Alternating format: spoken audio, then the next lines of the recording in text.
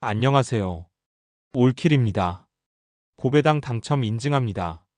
함께하신 분들도 모두 축하드리고요. 스포츠 정보 공유방에서 무료로 공유해드리니 같이 먹읍시다. 아래 고정 댓글로 편하게 말 걸어주세요. 홈팀 가시마 포메이션은 4-2-3-1이며 레오세아라는 결정력과 제공권 모두에서 존재감이 뚜렷한 자원이며 스즈키는 좌측에서의 드리블 돌파와 이선 연계 능력이 뛰어나며 탈레스는 중원에서 볼순환과 전진 패스 조율을 안정적으로 수행한다. 가시마는 전방 압박 시 포백 라인을 유지하면서도 측면 공간을 넓게 활용한 전개로 경기 주도권을 확보해 나간다.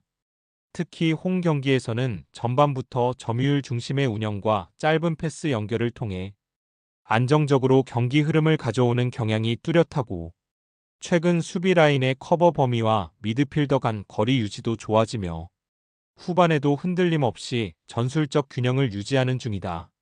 원정팀 오카야마 포메이션은 3-4-3이며 룩항은 문전 앞에서의 존재감은 있지만 연계 플레이에서 고립되는 장면이 자주 나온다. 기무라는 오른쪽 측면에서의 속도는 있으나 크로스의 완성도와 수비 전환 시 커버가 불안정하며 아타루는 중원에서 압박 참여는 활발하지만 빌드업 리듬과 탈압박에서는 다소 한계를 드러낸다.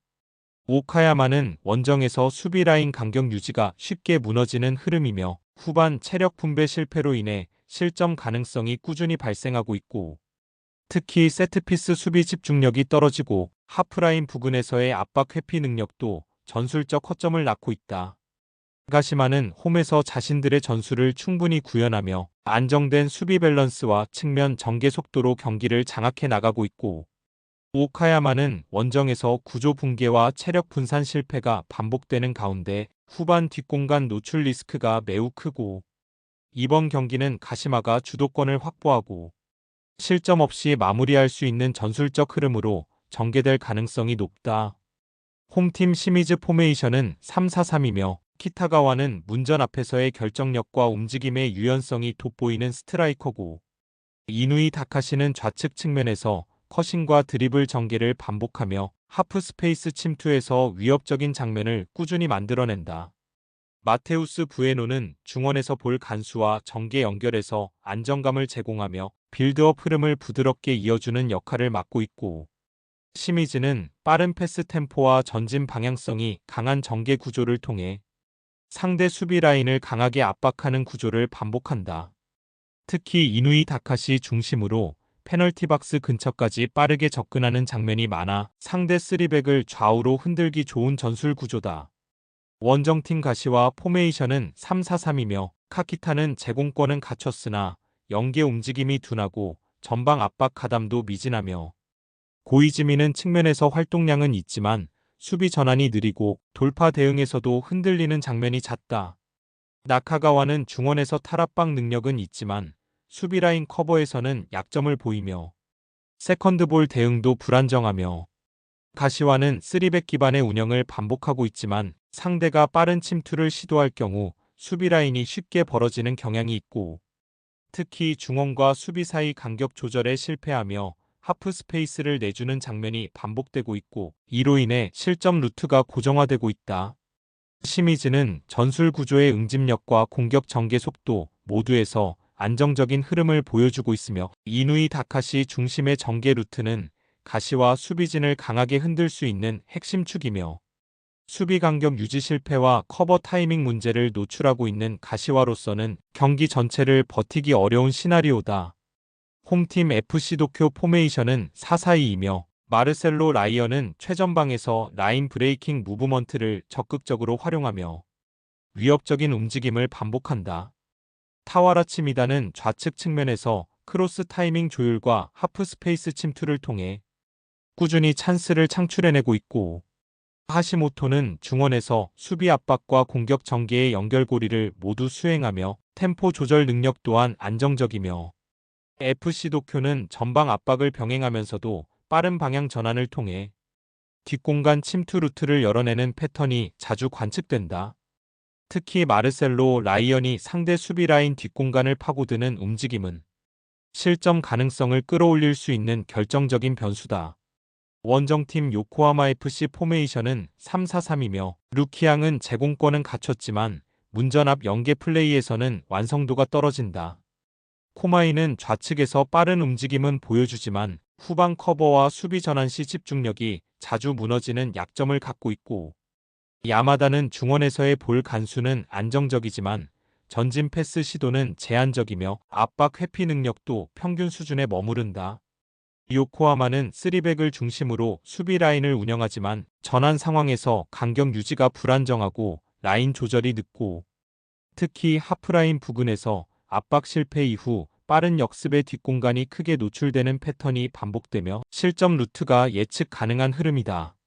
FC 도쿄는 공격 전개 템포와 침투의 정확도 모두에서 점점 완성도를 높여가고 있으며 마르셀로 라이언 중심의 전방 압박이 효과적으로 작동 중이며, 요코하마는 3백 사이 간격 붕괴와 라인 조절 실패로 인해 실점 루트가 구조적으로 고정되어 있는 위험한 상황이며, 전술 완성도와 수비 안정성 모두에서 FC 도쿄가 명백한 우위를 점한 흐름이다.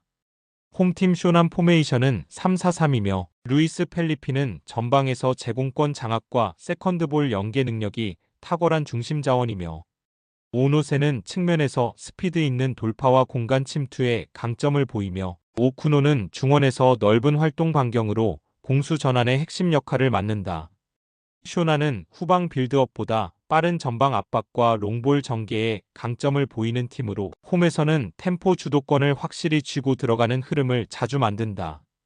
특히 역습 상황에서의 연계 패턴이 간결하고 효율적이며 상대가 수비적으로 내려설 경우에도 중거리 슛이나 세컨드볼 집중력에서 우위를 점한다. 원정팀 요코하마 마리노스 포메이션은 4-2-3-1이며 안데르손 로페즈는 박스 내 마무리 능력은 있지만 활동 반경이 좁아 고립되는 장면이 잦고, 엘베르는 돌파와 크로스는 가능하지만 마무리 타이밍에서 기복이 크고, 야마네는 수비 시 위치 선정과 간격 유지에 불안정함이 있고, 최근 요코하마 마리노스는 수비 조직력이 급격히 흔들리고 있으며 특히 좌우 풀백과 센터백 간 간격 유지 실패로 인해 연속 실점을 허용 중이며, 원정 경기에서는 압박 타이밍이 늦고 중원 커버 범위도 줄어드는 경향이 강해 수비 부담이 배가 되고 있고, 전개 속도는 유지되고 있으나 박스 근처에서의 세밀한 부족, 이선 연계 단절 현상 등으로 인해 득점 루트의 일관성이 떨어진다. 쇼난의 홈템포 주도력과 전방 연계 완성도는 요코하마의 수비 구조 붕괴를 가속화시킬 수 있는 핵심 변수고, 원정 경기마다 수비 조직이 흔들리는 요코하마에게 이번 매치업은 또 다른 악몽이 될 수 있고, 이번 경기는 후반으로 갈수록 실점 간격이 더 벌어질 가능성까지 주목해야 한다. 홈팀 교토퍼플 상가 포메이션은 4-3-3이며 하라는 박스 안 움직임과 세컨드볼 반응 속도에서 강점을 보이는 결정형 스트라이커고, 마르쿠 툴리오는 좌측 터치라인 돌파 능력이 뛰어나며 전개 속도를 직접 끌어올리는 역할까지 수행한다. 요네모토는 중원에서 템포 조절과 전진 패스 연결에 능하고 수비 전환 구간에서도 안정적인 커버를 제공한다. 교토는 좌우 측면을 넓게 활용하며 하프 스페이스를 비우는 구조로 상대 수비를 측면으로 벌려놓는 전개를 반복하고 있고, 특히 마르쿠 툴리오의 돌파와 컷백 연결은 간바 수비진의 전환 속도를 지속적으로 시험할 수 있는 결정적인 루트다. 원정팀 간바 오사카 포메이션은 4-2-3-1이며 툰맷은 빌드업 기여도는 낮고 하프라인에서 볼 처리 속도도 다소 둔한 편이며, 윌튼 펠리페는 전방 압박보다는 오프 더 볼 움직임에 강점이 있으나 측면 공간 활용도는 떨어진다.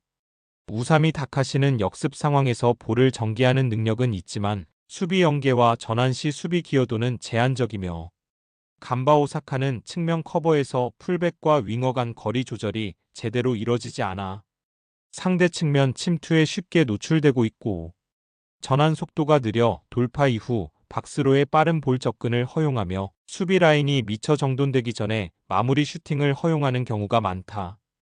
교토는 마르쿠 툴리오의 측면 침투를 중심으로 빠른 공격 전환과 박스 접근 타이밍을 효율적으로 맞춰가고 있고, 간바 오사카는 수비 간격 유지와 측면 커버 타이밍이 어긋나면서 후반 집중력 저하까지 겹치는 흐름이며, 경기 전개 구조상 교토의 측면 우위가 결정적인 승부 요인으로 작용할 가능성이 높다.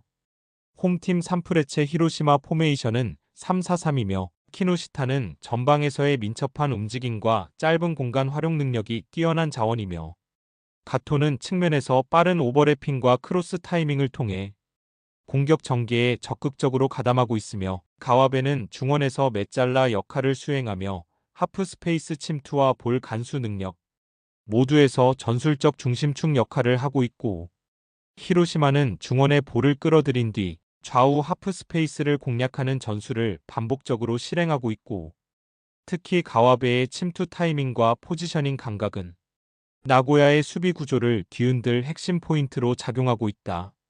원정팀 나고야 포메이션은 3-4-1-2이며 마테우스는 역습 상황에서 위협적인 드리블은 가능하지만 전체 흐름 속 연결은 다소 단조롭고 나가이는 활동량이 많은 스트라이커지만 측면에서 제공되는 볼에 대한 위치 선정이 부정확한 경우가 잦고 모리시마는 중원에서 연결고리 역할을 수행하고 있으나 볼 간수 후 탈압박과 패스 선택지에서 기복이 있는 편이며 나고야는 3백 간 수비 간격 조절에 어려움을 겪고 있으며 특히 박스 옆 공간으로 이어지는 하프 스페이스 침투에 취약하고 수비 라인이 낮게 형성될 경우에도 커버 타이밍이 늦고 전환 시 대형 복구 속도가 느려 대응이 지체되는 흐름이다.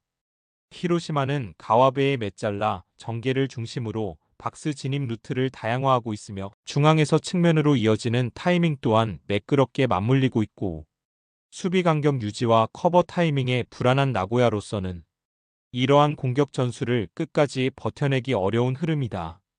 홈팀 후쿠오카 포메이션은 3-4-3이며 우스이는 최전방에서 제공권 싸움과 세컨드볼 확보에 강점을 가진 스트라이커고 코노는 측면에서 속도감 있는 전개와 크로스 시도에 장점을 지니고 있으며 키타지마는 중원에서 템포 조율과 압박 커버를 병행한다.